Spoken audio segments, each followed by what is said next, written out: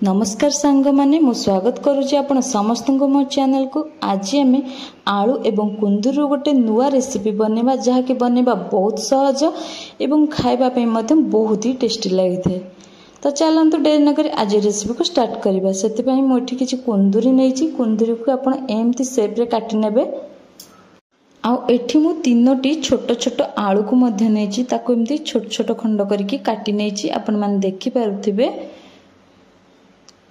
प्रथमे आम कौन करवा किछि बादाम एठी नबा। मुझे पाखापाखि 2 टेबल स्पून बादाम नहीं गोटे मसला बनवाई। मुझे किछि बादाम नहीं ताकू आम टिके भाजी नबा भल से। तापर ता चोपा छड़े नबा जी संभव। मुझे चोपा छड़े नहीं। तापर एठी 5 ରୁ 6 कला रसुण आउ टिके अदा 2टा सुखिला लंका गोटे टेबल स्पून जीरा आउ गोटे टमाटो को नबा।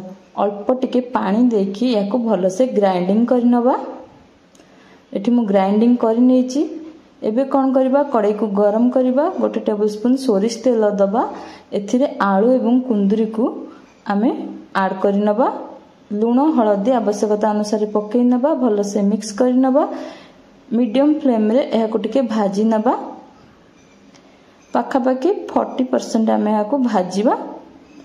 आपण तो आलू कुंदूरी को भाजिकी खाई किंतु ए रेसिपीटा टिके भिन्न आपको खाइबा को बहुत ही टेस्टी लगी था। एमती थरे निश्चय बनेबे बहुत टेस्टी लगिवो।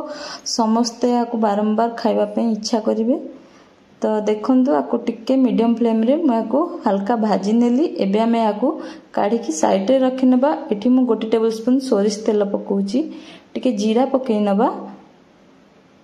तापर जीरा टिके फुटी आसला बेल को आम ए काटिक रखिथिबा पियाज पकईना। मु गोटे मीडियम साइज रो पियाज को काटिक रखिथि ताको पकई नेली। तापर पियाज को टिके भाजीबा पई छाडी दबा। टिके हल्का ब्राउन कलर हवा पई छाडी नबा। तापर आम एथिरे सुखला लंका गुंड एवं टिके हळदी पकई नबा। आपण जेतिकी राग खाइबे सेतिकी पकेइबे। हल्का पानी दे नेली नहले हमर लंका गुंड हळदी गुंड पोड़ी जीवो सेथिबाई। एबे हम एथिरे किछि मसला ऐड करबा। एथिरे मु गोटे टेबल स्पून धनिया गुंड पकेइछि आउ टिके करी पाउडर पकेइछि ताको भल से मिक्स कर नबा। एबे हम कोन करबा बाटी की रखिथिबा मसला को एथिरे ऐड कर नबा। बादाम पियाज रसुण जीरा लंका टमाटर जो पेस्ट रखिथिले ताको एथिरे ऐड कर नबा। तापर याको मीडियम फ्लेम रे टिके नाको मिक्स कर नबा।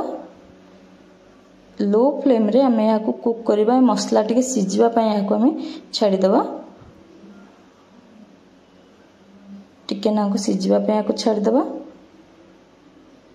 पाखापाखि 3 ରୁ 4 मिनिट याको लो फ्लेम रे हमें कुक करबा। मसला पाखापाखि हमर सिझी आसलानी। देखंतु बादाम मध्य सिझी आसलानी सब सिझी आसलानी। एबे हमें कौन करबा एथिरे भाजी की रखिथिबा आलू कुंदूरी को देई नबा और भल से मिक्स कर नबा।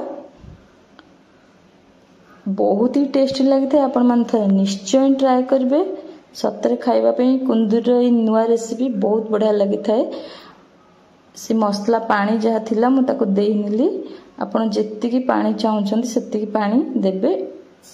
ए रेसिपीटा टिके जुकजुकिया हेले टिके भल लागे। पूरा पानिया पानिया हेले भल लागिबनी। तो आउ टिके लूण देई नेली मसला पई। पानी की देखि टिके लूण देई नेली।